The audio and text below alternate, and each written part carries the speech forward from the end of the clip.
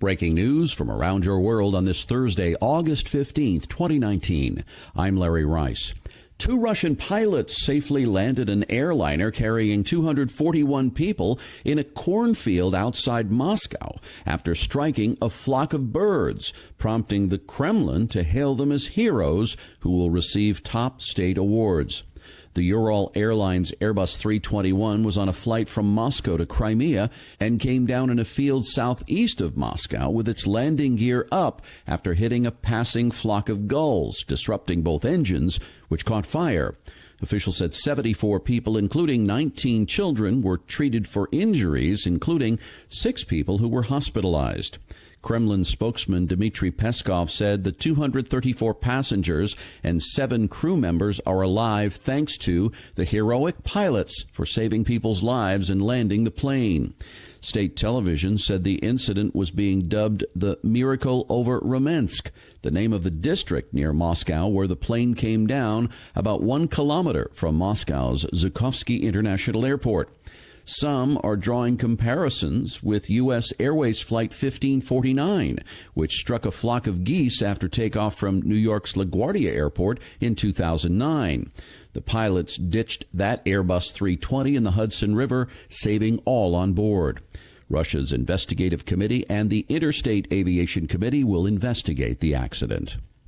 Gibraltar on Thursday allowed a detained Iranian supertanker to leave the British overseas territory despite a last-minute U.S. attempt to seize the vessel, potentially diffusing tensions between London and Tehran as a British-flagged tanker remains held by the Islamic Republic. It could pave the way for a possible swap for that British-flagged tanker seized by Iran in the Gulf.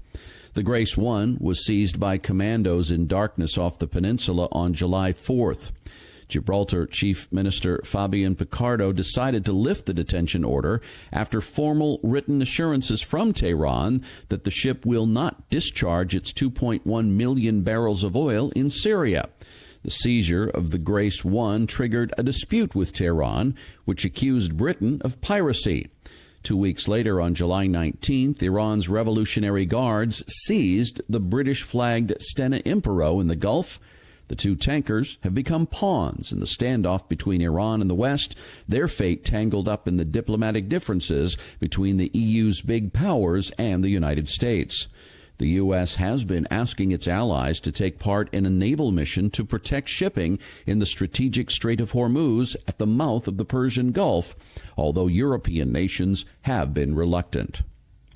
Israel's foreign ministry will bar a visit by 2 of its sharpest critics in the U.S. Congress, Democrats Rashida Tlaib and Ilhan Omar, who plan to tour the occupied West Bank and East Jerusalem. President Donald Trump had earlier urged Israel not to allow the visit by Tlaib and Omar, the first 2 Muslim women elected to Congress and members of the Democratic Party's progressive wing. The pair have voiced support for the pro-Palestinian boycott, divestment, sanctions movement, or BDS. Under Israeli law, backers of the BDS movement can be denied entry to Israel. An Israeli official said earlier on Thursday that Prime Minister Benjamin Netanyahu and other senior members of his cabinet held consultations Wednesday on a final decision about the congressional visit. Denying entry to elected U.S. officials could further strain relations between Netanyahu, who has highlighted his close ties with Trump in his current re-election campaign, and the Democratic leadership in Congress. Hong Kong braced on Thursday for more mass demonstrations through the weekend, as China again warned against foreign interference in that city's escalating crisis, and as mainland paramilitary forces conducted exercises just across the border in what was widely seen as a warning to protesters in Hong Kong. 10 weeks of increasingly violent confrontations between police and protesters have plunged Hong Kong into its worst crisis since it reverted from British to Chinese rule in 1997, and police tactics have been toughening. Western governments, including the United States, have stepped up calls for restraint following ugly and chaotic scenes at the city's airport this week, which forced the cancellation of nearly 1,000 flights. The airport, one of the world's busiest, was returning to normal but under tight security after thousands of protesters had jammed its halls Monday and Tuesday night, part of a protest movement Beijing has likened to terrorism. The protests represent the biggest populist challenge for Chinese President Xi Jinping since he came to power in 2012 and shows no immediate signs of abating. Jeffrey Epstein's autopsy found that he had several broken bones in his neck.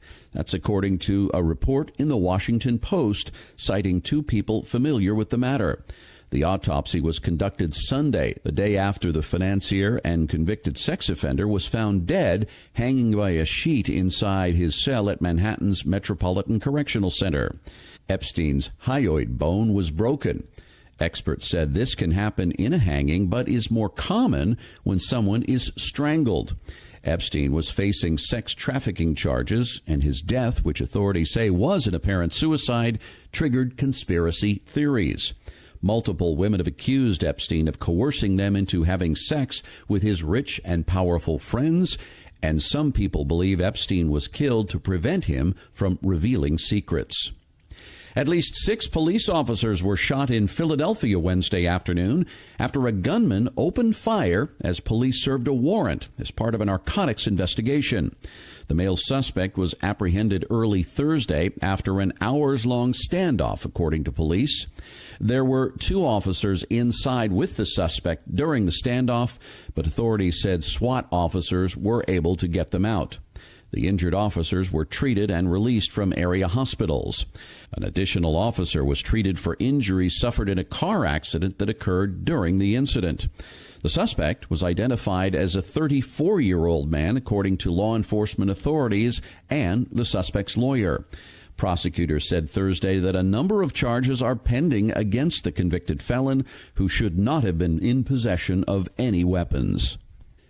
U.S. stocks suffered their worst plunge of 2019 Wednesday after the yield for long-term U.S. bonds fell below that of short-term bonds, a strong warning sign of a looming recession.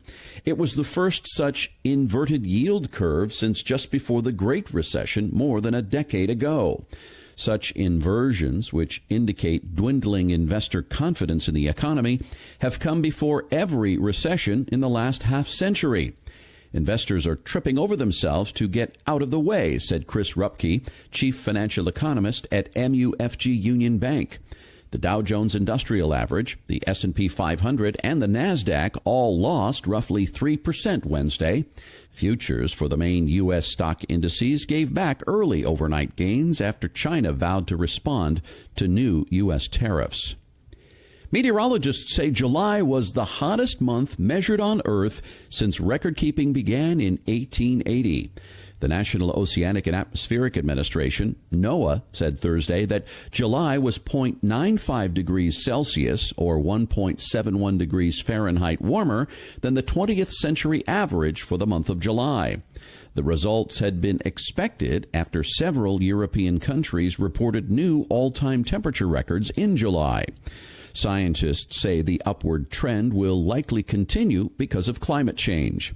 Last month narrowly topped the previous July record set in 2016 by 0.03 degrees Celsius. June of this year had already set a sizzling record for that month over the past 140 years. The year-to-date is also 0.95 degrees Celsius above the long-term average, but still slightly behind records for 2016. And that's your update for this Thursday, August 15th, 2019. I'm Larry Rice. Thanks so much for listening, and I hope you have a wonderful day.